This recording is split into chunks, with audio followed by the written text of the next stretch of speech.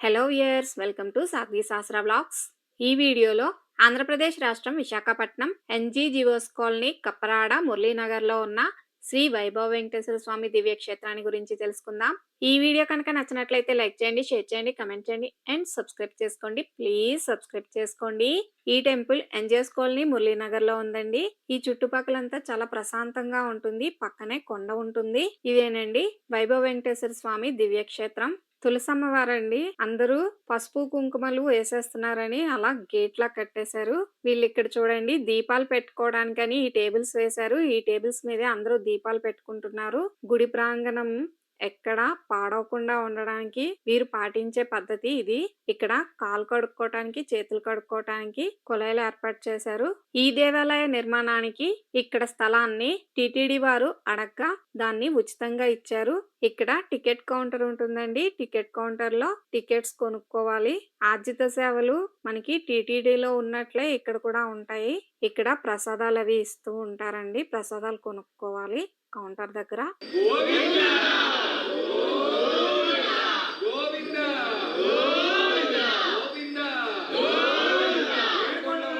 ఉచిత ప్రసాదం అయితే గుడి లోపల ఇస్తారు. మనకి ఎక్స్ట్రాగా ఏమైనా కావాలంటే ఈ టికెట్ కౌంటర్ లో కొనుక్కోవాలి. టెంపుల్ వ్యూస్ మీకు చూపించడం కోసం ఇక్కడ కొన్ని ఫొటోస్ పెట్టాను.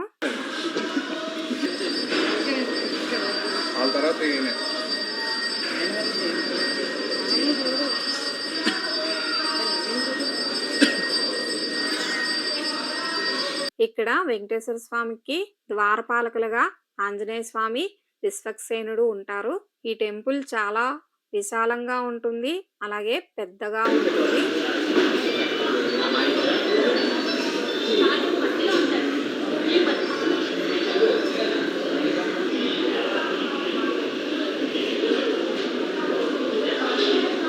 ఇక్కడ నాగపడగ అలాగే గరుడ స్వామి ఉంటారు. వీటిని రథయాత్రలో ఉపయోగిస్తారండి.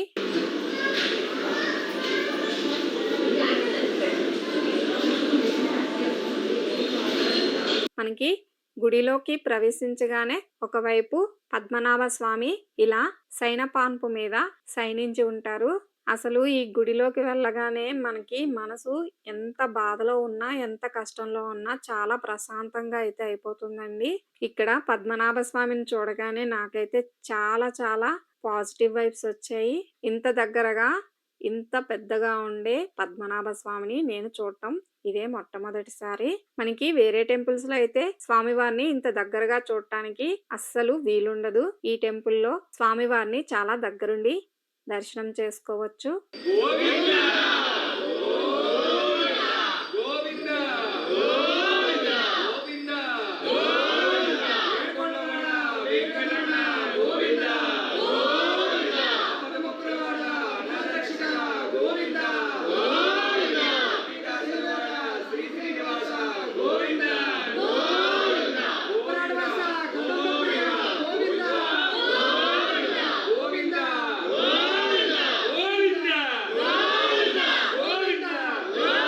అలాగే గుడిలో ప్రవేశించగానే కుడివైపుకి ఇలా ఇక్కడ ఎక్వేరియం ఉందండి. ఇందులో కోయిస్ అలాగే షార్క్స్ వేశారు. నాకు ఎక్వేరియం అన్నా ఫిషెస్ అన్నా చాలా ఇష్టం.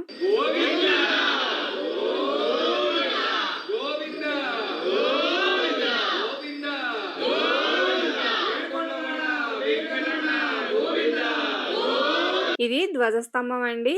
ఇక్కడ కూడా ధ్వజస్తంభానికి మీరు చూసినట్లయితే చుట్టూ గేట్లా కట్టేశారు. ఎందుకంటే ప్రతి టెంపుల్లోని నేను చూస్తున్నాను ధ్వజస్తంభం దగ్గర పసుపు కుంకాలు వేసేయటం, అలాగే దీపాలు పెట్టేయటం, చుట్టూ ఆయిల్ తోని మొత్తం పేరుకుపోయి జిడ్డుగా తయారైపోతుంది. అందుకని చాలా టెంపుల్స్ లో ఇప్పుడైతే ఇలా వాటి దగ్గరికి వెళ్లకుండా చుట్టూ గేట్లా కట్టేస్తున్నారు. మనం ధ్వజస్తంభం చుట్టూ తిరుగుతూ ఉన్నట్లయితే చాలా మంచిది. కానీ చాలా మంది పసుపు కుంకాలు, పువ్వులు అలాగే దీపాలు పెట్టి అదంతా జిడ్డు జిడ్డుగా చేసేస్తున్నారు. అందుకని చెప్పి చాలా టెంపుల్స్ లో అయితే ఇలా గేట్లు కట్టేస్తున్నారండి.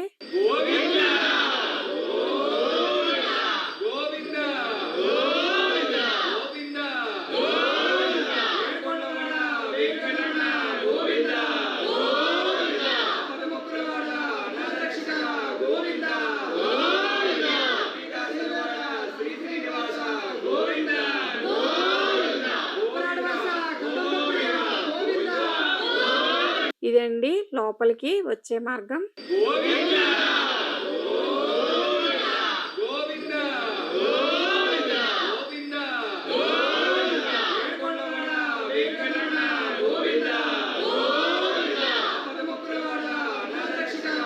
ఇక్కడ లక్ష్మీ నరసింహస్వామిని అలాగే శ్రీకృష్ణుణ్ణి విగ్రహాలు పెట్టారు.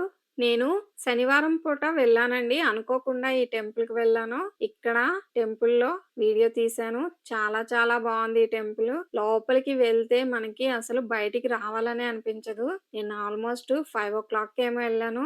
నైట్ టెంపుల్ నుంచి బయటకు వచ్చేసరికి 9:30. ఇక్కడ స్వామివారికి కైంకర్యాలు జరుగుతూనే ఉంటాయండి. ఒక్కొక్క టైంకి ఒక్కొక్క కైంకర్యం అని జరుగుతూనే ఉంటుంది. వీళ్ళు టెంపుల్ కి వాడిన బ్రిక్స్ చాలా డిఫరెంట్ గా ఉన్నాయండి. ఈ మధ్యలో కొన్ని టెంపుల్స్ కి అయితే వీటిని చూశాను. కొత్తగా టెంపుల్స్ ని కన్స్ట్రక్ట్ చేసిన వాటికి ఇట్లా పెడుతున్నారు. పాతకాలం నాటి దేవాలయాలకి ఎటువంటి రాయిని ఉపయోగించారో అటువంటి లుక్ అయితే కనిపిస్తుంది. కానీ ఇది డిఫరెంట్ గా ఉంటుంది. పాతకాలం నాటి దేవాలయాలకి వాడే రాయి మాత్రం కాదు. ఇక్కడ ఈ టెంపుల్ చుట్టూ స్వామివారి అవతారాల్ని చెక్కి ఉంచారు.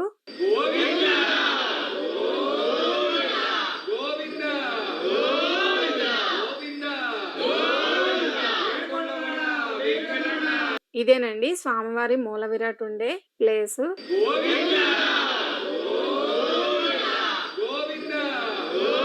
ఈ టెంపుల్ పక్కనే అన్నదానం కోసం ఒక బిల్డింగ్ కట్టారండి. ఆ బిల్డింగ్ లో డైలీ అన్నదానం జరుగుతూనే ఉంటుంది. మీ ఇంట్లో ఏవైనా ఫంక్షన్లు ఉన్నప్పుడు అన్నదానం చేయాలనుకుంటే ఇక్కడ డబ్బులు కడితే మీరు ఏ రోజైతే అన్నదానం చేయాలనుకుంటున్నారో ఆ రోజు అన్నదానం చేస్తారు. చాలా మంది ఇక్కడ టెంపుల్లో స్వామివారికి సేవ చేస్తున్నారు. ఇక్కడ ఎల్లో కలర్ లో డ్రెస్ లో ఉన్నారు. అలాగే కొంతమంది డ్రెస్ కోడ్ లేకుండా ఉన్నారు. ఆడవాళ్ళైతే పూలమాలలు స్వామివారి నైవేద్యానికి రెడీ చేస్తారు. మగపిల్లలు ఇలా క్యూ లైన్ లో జనాల్ని పంపించడం, ప్రసాదాలు ఇవ్వటం ఇలాంటి సేవలు చేస్తూ ఉంటారు. చిన్నపిల్లలు పెద్దవాళ్ళు ఇక్కడ స్వామివారికి ఇలా సేవలు చేయడం నాకైతే చాలా బాగా నచ్చిందండి. ఈ దేవాలయానికి జనాలు వస్తూనే ఉంటారు. ఇక్కడ మూల విరాట్ కి ఫోటోలు కానీ వీడియోలు కానీ తీయనివ్వరండి. ఈ దేవాలయం 3 సంవత్సరాల క్రితం నుంచి దేవాదాయ ధర్మాదాయ శాఖ ఆధ్వర్యంలో నడుస్తూ ఉంది. ఈ దేవాలయాన్ని 1990లో నిర్మించారు. వెంకటేశ్వర స్వామి మూల విరాట్ మనకి కాంచీపురంలో తయారు చేసి అలాగే రాజమండ్రిలో పూజలు నిర్వహించి ఇక్కడ ప్రతిష్ఠించడం అయితే జరిగింది. ఇక్కడ స్వామివారి మూల విరాట్ ని చూస్తే మాత్రం అచ్చం తిరుమలలో ఉన్న వెంకటేశ్వర స్వామిని చూసినట్టే ఉంటుంది. కైంకర్యాలు కూడా అలాగే జరుగుతూ ఉంటాయి. ఇక్కడ అర్చనలు, పవళింపు సేవ అన్ని ఇక్కడ చాలా చాలా వైభవంగా చేస్తారు స్వామికి. మనం వెంకటేశ్వర స్వామి మూల విరాట్ ని చూస్తే ఆ టెంపుల్ నుంచి బయటికి రావాలని అస్సలు అనిపించదు.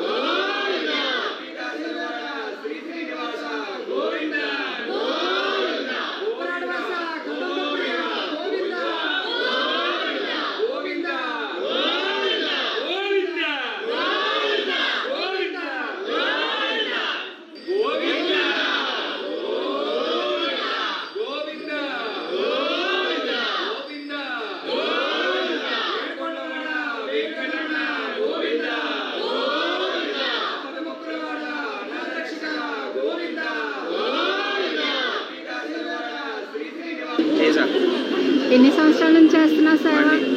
6 months అవుతుంది. ఎలా వచ్చింది ఆపర్చునిటీ? మా డాడీ వచ్చి మాట్లాడారు. ప్రతి సాటర్డే వస్తావా? వీళ్ళంతా సేవ చేసిన వాళ్ళు ఇంకా చాలా మంది ఉన్నారు. వాళ్ళు లోపల పవళింపు సేవకి టైం అయిందని చెప్పి వాళ్ళు ఇంకా పవళింపు సేవకి కావలసిన సామాన్లు సమకూరుస్తున్నారు. ఈ టెంపుల్కి ప్రధాన పూజారి ఈయనేనండి. ఈ టెంపుల్ గురించి మరింత సమాచారాన్ని ఇక్కడ ప్రధాన అర్చకులైన ఈ స్వామివారు తెలియజేస్తారు. నమో వెంకటేశాయ. సర్వమంగళ స్వరూపం సకల శక్తి సమన్వితం తం భజే వైభవ వెంకటేశం విశాఖ నగరాధిపం.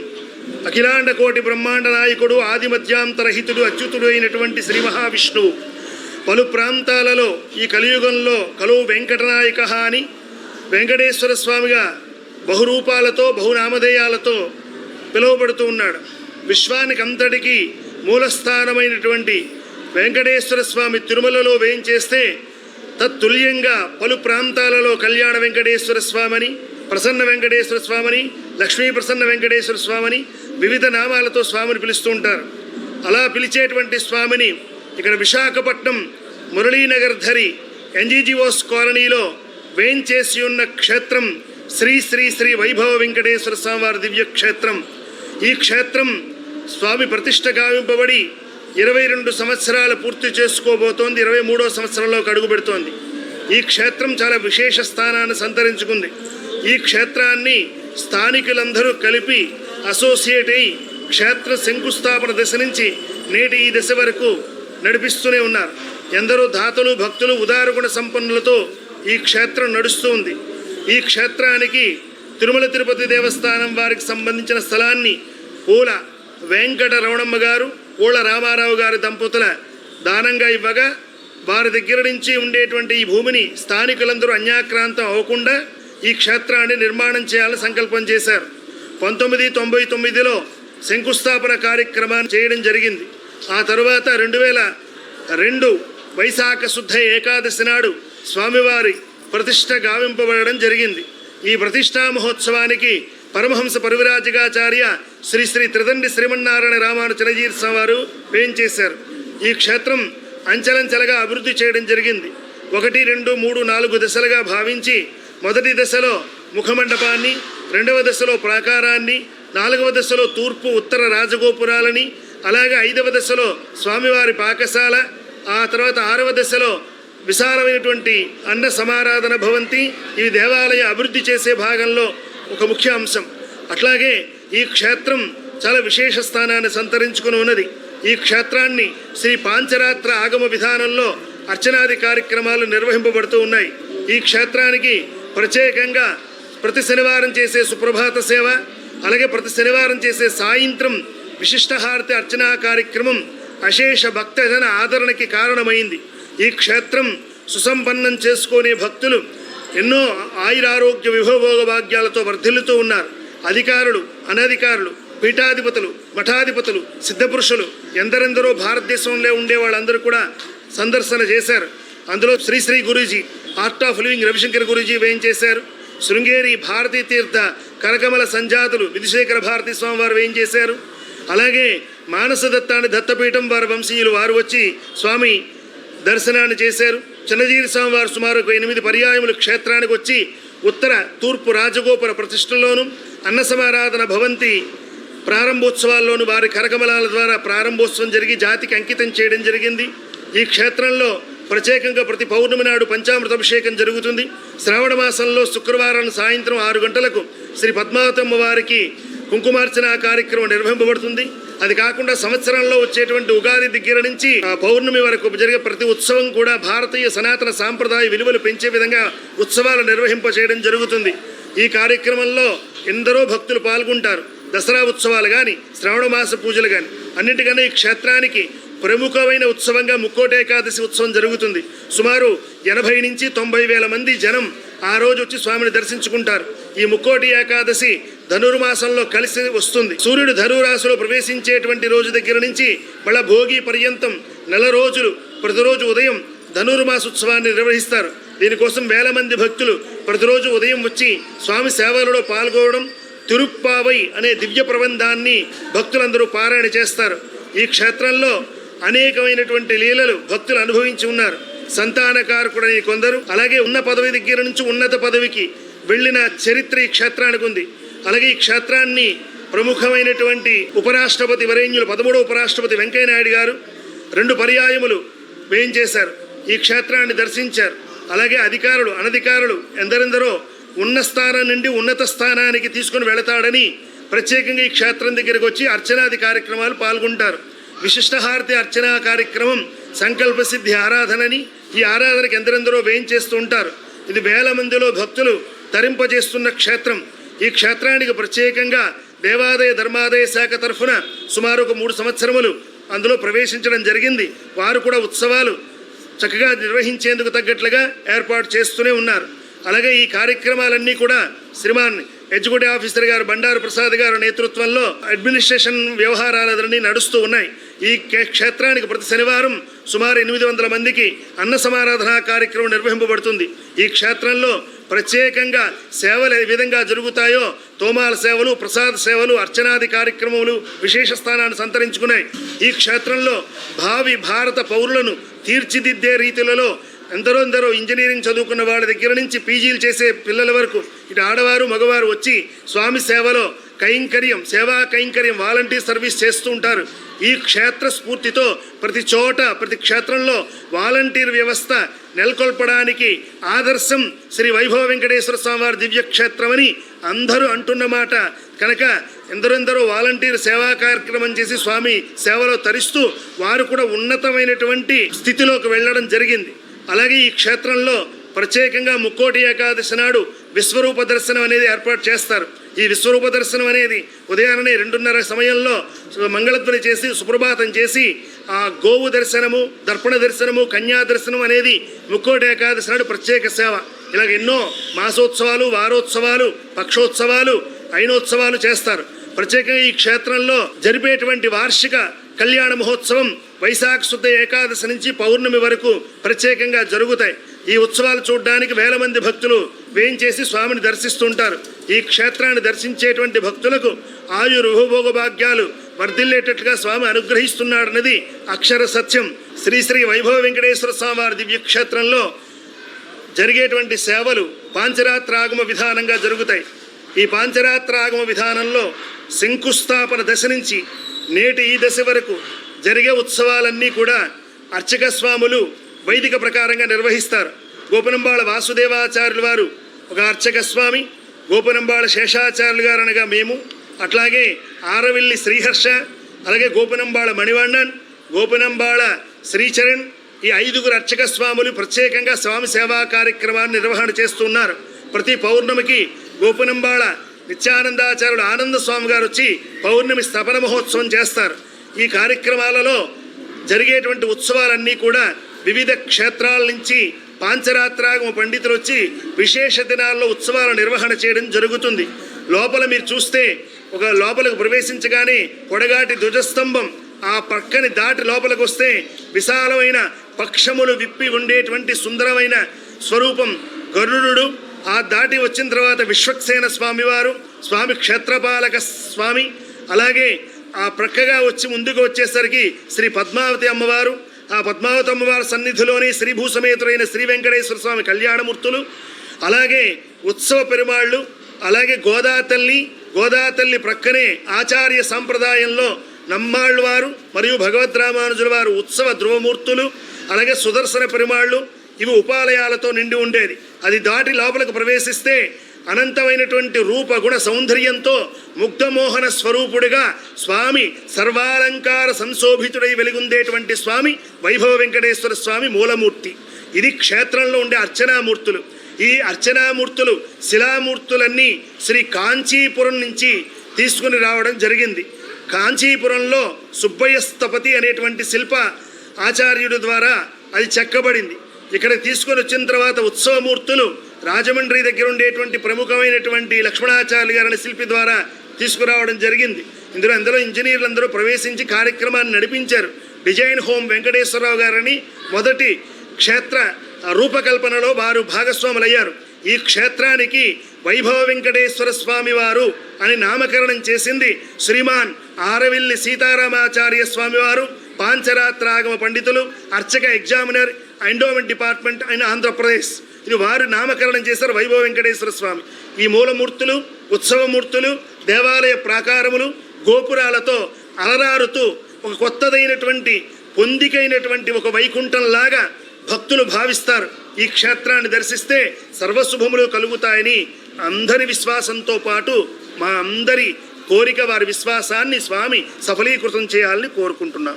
ఈ క్షేత్రంలో పాల్గొన్న సేవకులకి, దాతలకి, భక్తులకి, పరిపాలన విధానం చేస్తున్న పెద్దలకి, అట్లాగే ఇతోధిక సేవా కార్యక్రమాలు చేసిన 50 మందికి మంగళమవుగాక అని కోరుకుంటూ నమో వెంకటేశాయ. ఇక్కడ ముక్కోటి ఏకాదశి జరుగుతుందండి. ఆ రోజు స్వామివారికి ఉత్తర ద్వార దర్శనం అని చెప్పి చేస్తారు. అసలు 2 కళ్ళు సరిపోవు. ఆ రోజు అంత వైభవంగా చేస్తారు. స్వామివారిని వజ్రాలతో అలంకరిస్తారు. దాదాపుగా లక్షల్లో జనాలు వస్తారు. ఎప్పుడు వచ్చినా సరే ఇక్కడ ఖాళీ అంటూ ఏమీ ఉండదు. జనాలు క్యూ లైన్లో వస్తూనే ఉంటారు. అలాగే ఇక్కడ స్వామివారికి ప్రతి పౌర్ణమికి అభిషేకం చేస్తూ ఉంటారండి. ఇక్కడ స్వామివారికి కళ్యాణ మహోత్సవం చాలా వైభవంగా చేస్తారు. ఈ టెంపుల్కి శనివారం పూట వెళ్ళటం అస్సలు మిస్ కాకండి. రాత్రి స్వామివారికి పవలింపు సేవ చేసే ముందు స్వామివారికి సమర్పించిన పాలను మనకి తీర్థంగా ఇస్తారు.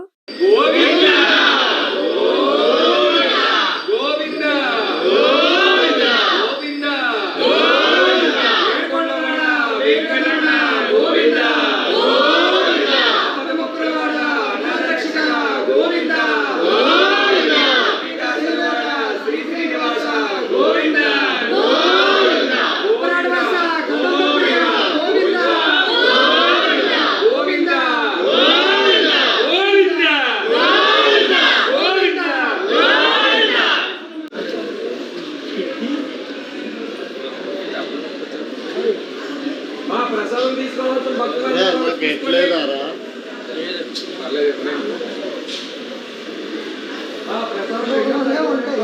లైన్ కట్టేసాను, లైన్ కట్టండి, ప్రసాదం తీసుకోండి. ప్రసాదం ఉంది కొంచెం రావాలా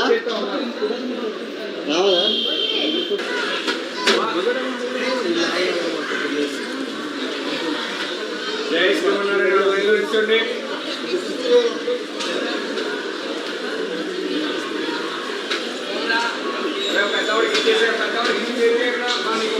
ఇక్కడ స్వామివారి ఆర్జిత సేవలన్నింటినీ ఇలా వీడియో తీసి పెట్టానండి. అలాగే ఎవరైనా ఆన్లైన్లో డొనేషన్స్ ఇవ్వాలనుకుంటే ఇక్కడ దానికి సంబంధించిన ఇన్ఫర్మేషన్ కూడా ఈ వీడియోలో పెట్టాను. ఈ వీడియో మీ అందరికీ నచ్చుతుందని అనుకుంటున్నాను. ఈ వీడియో కనుక నచ్చినట్లయితే లైక్ చేయండి, షేర్ చేయండి, కమెంట్ చేయండి అండ్ సబ్స్క్రైబ్ చేసుకోండి. ప్లీజ్ సబ్స్క్రైబ్ చేసుకోండి.